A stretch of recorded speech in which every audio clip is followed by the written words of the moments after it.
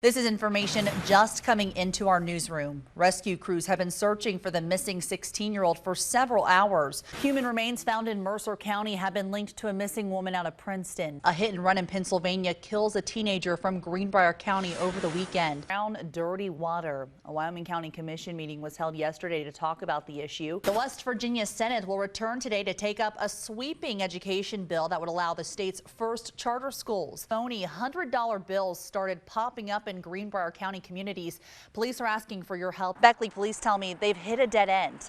This gas station is the last place they can confirm Travis Summers was alive. This stretch of interstate used to be 70 miles per hour, but after several fatal crashes, crews are now putting up new signs like this one to try to get drivers to slow down. It's been 3 months since this landslide took out a portion of Ingleside Road, and as you can see from this aerial shot, the road is now back open. Virginia State Police are asking for help identifying a woman who was hit by a train. What was once a controversial plant is now the latest health craze. It's called cannabidiol, also known as CBD. Memorial Day weekend marks the first weekend of summer. This weekend also marked the opening of New River Park and Black Knight pools. Scout leaders say they're preparing for the possibility that some children may bring measles to the World Scout Jamboree this summer. Watching it on TV, it's easier to distance yourself from it, but here in southern West Virginia, we know this type of loss. A major drug organization that spans several states is taken down following a huge drug bust here in southern West Virginia. These are the train tracks troopers say the woman was walking along when she was hit and killed by that train. Another way to save money at the pump is by going the speed limit and not accelerating quickly.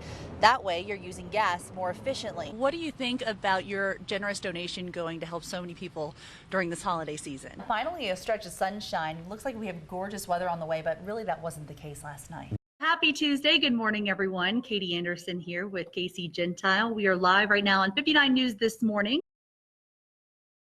This aerial footage shows what's left of a home that was leveled by a massive explosion Tuesday. It all happened in Charlotte, North Carolina. But inside this home was Beckley cardiologist Dr. Jabran Karam and his wife, Renea Karam. I just couldn't believe it.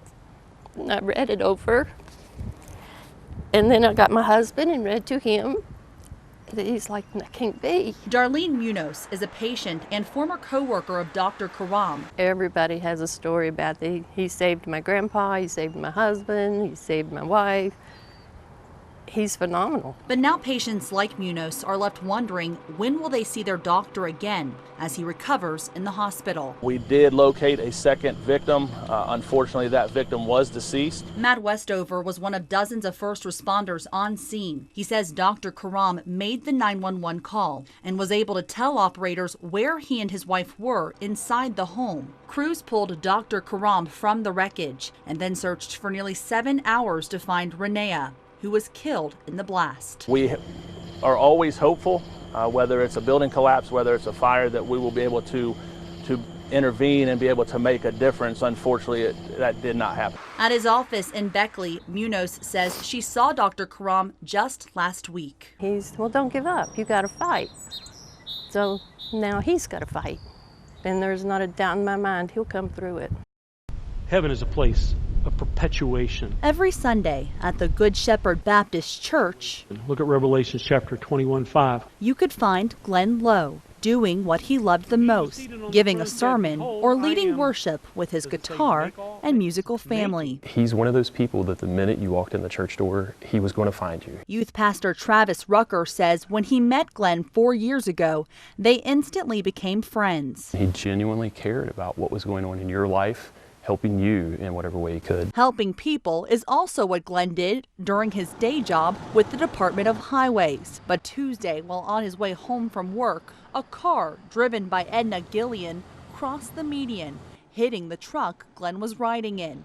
Both Glenn and Edna passed away. If she knew that another life was taken in that tragic accident, she would have been so very upset. Jackie Zacob is a co-worker and has been friends with Edna for more than 25 years. Gracious smile, just such a pleasant personality to be around. Edna, who grew up in Clendenin, was a mother of 2 and a grandmother. She loved her family, family first, God and family. and friends. The same love for God and others as Glenn. She wanted to know everybody. She was the biggest cheerleader for her community and everyone there. And it's just striking how similar that is to Glenn. At his church, Glenn was the associate pastor. Heaven is a reward. His last sermon, called Heaven is a Place. Heaven is a place that has no end and never decays. A place where friends say they will one day see Glenn and Edna again. It's going to be all right, isn't it? There's a special bond between a father and his son. For Tanner Hade and his father Ken, their bond was strengthened through music. When I was about 10, he gave me my first guitar. It wasn't an interest I knew I had, but it was something that once he gave it to me, I really fell in love with it. The two loved playing together until Ken took his last strum 2 years ago. But for Tanner, their music continued. It's what helped him grieve the loss of his father. He kept playing and poured his feelings onto paper. Those feelings eventually turning into songs. I've written songs for years, and no song I've ever written has came out so fluid, so organically. I might have had some help writing these songs. Lord, take me down. 11 songs later, Tanner made an album titled The Flood and the Fall. Just kind of the flood of emotions and then him falling. My granddaughter. The songs are written through his father's perspective during and after his life. Try to say some of his goodbyes for him and tell some of his stories, especially for his granddaughters, my daughters that didn't know him as well. Tanner's mom Sheila and his stepmom Melinda found out about Tanner's project the day he released his album. I just sat there and cried for 40 minutes, good tears, bad tears, sad tears, but it was just so beautiful. And all I could think of was how happy his dad would have been to know that he wrote this album. Tanner says he knew right away he wanted the money from his album to go to Hospice of Southern West Virginia, where his father passed. The hospital setting, which was difficult and challenging, to the hospice setting that was calm and peaceful, and a nice transition for him.